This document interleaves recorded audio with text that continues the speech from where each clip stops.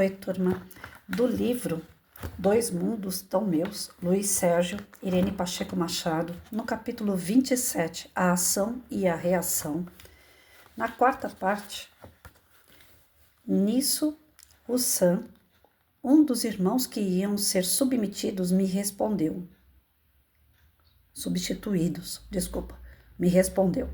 Engana-se. Servir a Deus neste lugar é uma lição de amor, da qual todos nós necessitamos. Voltaremos às nossas casas, mas aqui deixaremos um pedaço das nossas almas, pois conhecemos a dor de perto. Aproximou-se também Temã, que apenas me sorriu. Aqueles dois homens, em 1 ano de trabalho, como devem ter convivido com a dor. Temã, no Brasil, sacrificam-se também pessoas em rituais? Sim, mas neste vale existem não somente brasileiros, mas também espíritos de outros países. Veja aquele homem ali, em péssimas condições perispirituais. Ele foi um torturador. Inúmeras pessoas torturou. Aplicava choques elétricos nos órgãos genitais, arrancava unhas, queimava os seios das mulheres. Enfim, praticou as mais terríveis sevícias. E hoje sofre o que fez sofrerem suas vítimas. Observei os órgãos sexuais daquele homem e compreendi o ditado popular: quem com ferro fere, com ferro será ferido. Depois de algumas horas, despedimos-nos daqueles abnegados amigos que ficaram. Em seus semblantes a alegria do dever cumprido, e nós que partíamos, levávamos no espírito a glória de ter conhecido grandes almas amigas em missão junto a seres que, quando na terra, abusaram do poder. Quantos, para seu próprio benefício, enganaram inocentes? Para encobrir a desonestidade, faziam orações em público e grande ostentação de piedade. Essa hipocrisia Cristo declarou que lhes traria maior condenação. Por isso, amigos, quando fizerem grande profissão de piedade, não deixem suas vidas serem manchadas pela avareza e pelo egoísmo, porque ninguém engana a Deus, que julgará todo homem segundo suas ações. A volta foi, pelo menos, tortuosa. Aquele terrível lugar era para nós uma grande lição de vida. Rossam, Temã, Olegário, Sara, Carina, Hilário e outros nada falavam. Só eu ia cantando essa canção. Eu te amo, Senhor, na alegria da dor. Eu te amo, Senhor, na alegria, na dor. Quando defronto com a tristeza, recordo de ti, da tua firmeza e canto bem alto para alguém me escutar. Jesus é a força em qualquer lugar. Eu te amo, Senhor, eu te amo. Avistamos a colônia, dei uma de menino, corri e beijei as árvores. Rossam e Temã pararam, reverenciando a natureza. Eles tinham os olhos marejados de lágrimas. Chegamos até o departamento do trabalho, onde os instrutores apresentaram o relatório da viagem. Eu, Sara e Carina fomos liberados. Abracei Temã e Rossam e dei uma chegada ao alojamento para repousar um pouco, mas logo estava na Universidade Maria de Nazaré. Acomodei-me na minha cadeira, senti-me muito feliz por ser um filho de Deus, olhei para o alto e mandei milhões de beijos para o melhor Pai do universo, que perdoa, que ama, que nos ensina o amor. Para aqui.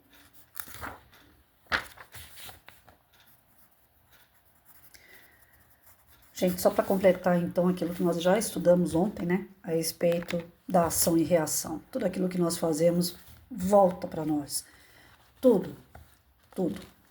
Nada passa em vão. Todo o bem que você fizer, despretensiosamente, sem querer nada em troca, ele vai voltar para você em determinado momento da sua vida. E todo o mal que você fizer, mesmo que sem noção do mal que está sendo feito, ele também vai retornar. Só que Jesus dizia o seguinte: muito vai ser cobrado de quem muito foi dado. Então, aqueles que não têm conhecimento e praticam maldade, ou erra, peca, tem falhas, estes vai ser cobrado, vai ter um preço a pagar. Mas não é tanto quanto aquele que já obtém um pouco do conhecimento.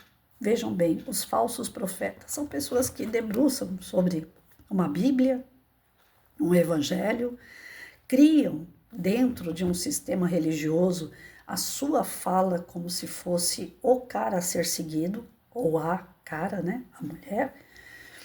E essas pessoas, quando elas se colocam nessa posição, pode me seguir, a gente tem que tomar muito cuidado, porque seguir mesmo é só Cristo, só Ele a gente deve seguir.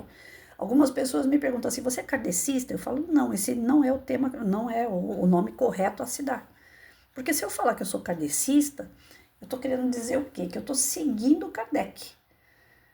Kardecista segue Kardec. Eu não sigo Kardec. Kardec é um homem como eu, só que um espírito de grandeza, lógico, eu não sou a grandeza que o Kardec tem, porém, ele é um homem, um espírito em evolução.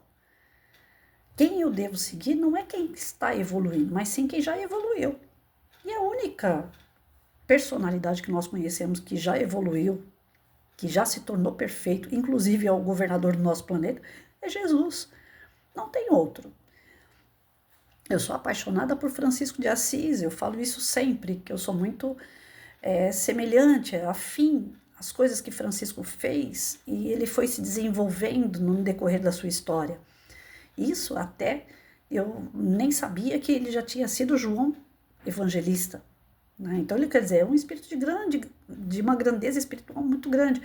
Só que, ainda assim, ele está subordinado, ele está abaixo de Cristo. Então eu não posso falar nem que vou seguir Francisco de Assis. Eu não posso dizer que eu sigo um espírito superior. Eu não posso. Eu estaria fazendo algo fora do que é o correto. O correto é o caminho, a verdade e a vida. É Jesus. É só Ele que nos conduz até o Pai. A nossa evolução espiritual para chegar até o Pai. Deus está dentro de nós. Nós temos uma centelha dele dentro de nós. Mas nós não desenvolvemos essa centelha. Estamos aqui para isso. Assim como uma criança, ela nasce e ela vai tomando formas físicas do pai e da mãe, na parte genética, nós temos o genes espiritual de Deus dentro de nós e ele também vai aflorar, mas é com o tempo, com o trabalho, com muito estudo, né? Algumas pessoas eu tenho visto na internet falando que espírita é muito rigoroso em relação aos estudos e por conta dessa questão de ter que estudar para ser um espírita, muitas pessoas estão desistindo de ser espírita e preferem ir para o lado espiritualista, que lá não se estuda tanto. Só que os próprios espiritualistas, olha como existe uma contradição aí muito grande. Os próprios espiritualistas estão procurando as obras básicas do Kardec para estudar, para poder trabalhar no seu centro de Umbanda, Candomblé. Se fosse uma coisa assim tão ruim, ninguém procuraria de fora. Iriam cultuar aquilo que é deles, próprio deles. Se eles estão vindo buscar lá dentro da doutrina espírita algo que seja base para a sua doutrina, é porque tem algo de muito bom ali. Só que, ainda que a doutrina espírita seja tudo de bom, nós não devemos seguir o Kardec. Nós devemos seguir Jesus. E a partir do momento que a gente começa a estudar, que a gente começa a ter conhecimento, que a gente tem já um certo domínio daquilo que é, né, de discernimento, o que é certo, o que é errado, as nossas escolhas. Se a gente fizer a escolha errada, nós vamos pagar muito caro por isso. Porque nós já sabemos, então muito vai ser cobrado de quem muito foi dado. Quem tem o conhecimento não pode fugir dele. Não tem como eu pegar algo que eu já aprendi e falar, não, não quero aprender, tira, sai. Eu aprendi. E aí, na hora da minha atitude, eu tenho que mostrar aquilo que realmente eu aprendi. Tem que condizer com aquilo que eu aprendi. A doutrina espírita, ela é isso. Ela é a teoria, é o estudo, mas principalmente depois que você aprende aqui, você tem que ir para a prática. Não adianta querer ser da doutrina espírita e não entender nada do que tem nas obras, na sua teoria, que é a base da doutrina. Muitas pessoas, então, nas outras religiões principalmente, elas acabam indo na igreja ou na sua religiosidade, seja ela qual for, senta lá, escuta o pastor, o padre, escuta uma pessoa que está ali falando a respeito do evangelho, mas não segue o evangelho, segue a pessoa, o que a pessoa está falando. Ah, eu não posso fazer isso porque o pastor disse que não pode. Ah, eu não posso fazer aquilo porque o padre disse, sabe? Na doutrina, eu sempre falo isso, principalmente agora que eu entrei nessa de fazer palestra uma vez ou outra, eu sempre falo, gente, eu tô aqui para falar o que eu estudei. o que eu estudei e o que eu entendi. Isso não significa que é o correto. Vai lá vocês na fonte, a gente dá a fonte, estuda, vê a interpretação de vocês, vê se eu estou ali dentro do propósito. Se eu falei alguma coisa que não condiz, me perdoa, porque nós estudamos e repassamos o que nós estudamos, mas isso não significa que nós podemos ser seguidos. Essa história do seguir, eu tenho um medo danado, porque se alguém fizer alguma coisa de errado, se der mal, depois falar assim, porque eu assisti uma palestra, um vídeo da Patrícia e ela falou isso. Então, não.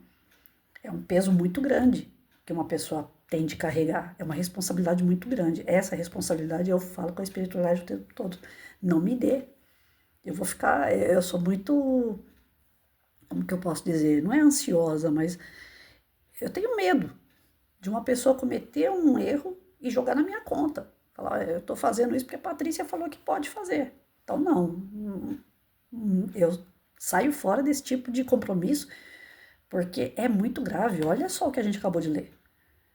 Já pensou? Pessoas que produziram coisas na cabeça de outros, depois vão parar nesse vale do martírio e ali ficam por muito tempo, até se conscientizar de todas as besteiras que fizeram. Os falsos profetas religiosos, os falsos profetas políticos, aqueles que mandam fazer atrocidades independente do que eles sejam, que tipo de ocupação eles têm. Qualquer coisa que você influencia na vida do próximo tem um peso muito grande, porque você, além de estar tendo aquela conduta, que se você está falando, você está tendo aquela conduta. Além de você já estar compromissado com a conduta errada, você ainda está colocando pessoas a ter conduta errada também. Olha só a gravidade da coisa. Por isso que eu fiquei até uma pessoa meio chata, quadrada no decorrer da minha vida, porque eu procurei sempre ser aquela pessoa mais correta possível. Só que a única coisa que eu acredito que eu tenha errado assim drasticamente nessa posição mais inflexível que eu tive é que eu acabei sendo um pouco ditadora, do tipo, já que eu tô dando exemplo, eu quero que olhe para o meu exemplo. Não é que ela tinha que me seguir, mas não podia ir fora daquilo que eu estava fazendo também. Do tipo, não bebo, não fumo, então você também que tá meu aluno, meu filho, você também não pode beber e fumar. Eu não tô dando esse exemplo, sabe? Eu sempre fui assim. E aí, no decorrer desses estudos, eu tenho percebido o seguinte: cada um está num grau, independente, né, se é filho, se é pai, se é irmão, se é vizinho, se é primo, se é tio, independente daquela ocupação daquela pessoa na sua vida, cada um está num grau. Aquilo que para você já não faz mais sentido fazer, para o outro ainda faz, e ele vai continuar fazendo, nem que seja escondido. Porque é você que já tem um conhecimento. Ele não tem. Ele vai pagar pela falta do conhecimento? Vai. Mas ele vai pagar bem menos porque ele não tem o conhecimento. No dia que ele tiver o conhecimento, ele paga bem mais, o dobrado. Então, essa questão da ação e reação que nós estamos vendo no texto não é um castigo de Deus. É consequência das escolhas que nós fazemos. Se nós fazemos escolhas certas, olha que beleza, só vai vir coisa boa. Mas se nós fazemos escolhas erradas, a tendência é que dê algo errado na nossa vida. Mais dia, menos dia, seja encarnado, desencarnado. Muitas pessoas falam assim, não vejo a hora de político se lascar, a gente se lasca aqui pagando imposto, a gente faz isso, faz aquilo, e políticos deita e rola com o dinheiro da gente. Não precisa desejar, não precisa. A lei de ação e reação, ela é firme. Todas as pessoas que causam danos na vida de outros, eles vão receber aquilo que de fato eles merecem. E geralmente é em dobro, porque eles têm conhecimento do que estão fazendo. Então não precisam desejar. O mundo já está tão pesado, já tem tanta guerra entre as pessoas desnecessária. Eu falei isso na segunda-feira no vídeo. Muita gente desejando mal para o outro, querendo que o outro morra, querendo que o outro seja preso, querendo que acabe com não sei o quê. Atua. Ninguém precisa desejar nada. É consequência. Todos que roubaram, todos que lesaram uma população, que levaram uma população à sua falência, que trouxeram dor, sofrimento a outras pessoas, todos vão colher.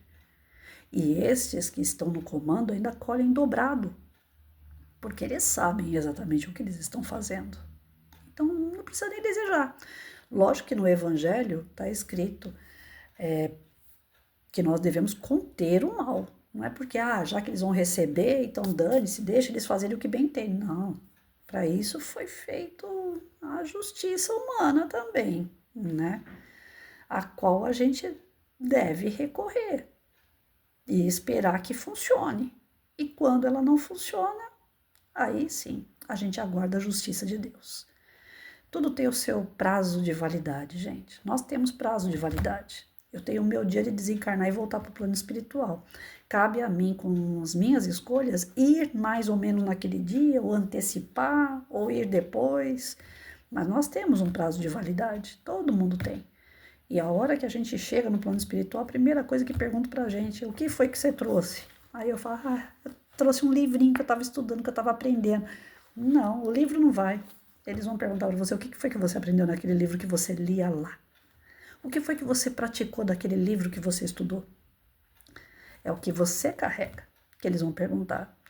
Nem a tua roupa é escolhida por você no dia que você desencarna. Então, não fiquem preocupados com a matéria. Não fiquem preocupados com esses prejuízos que nós estamos tendo em todos os sentidos, porque tudo isso vai ser cobrado.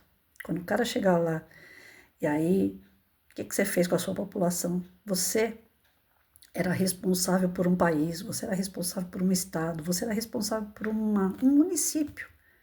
Você era dirigente de uma ONG, você era dirigente de um setor do seu bairro, de uma subprefeitura. O que foi que você fez? Eu asfaltei um pedaço de chão lá de terra. Só isso.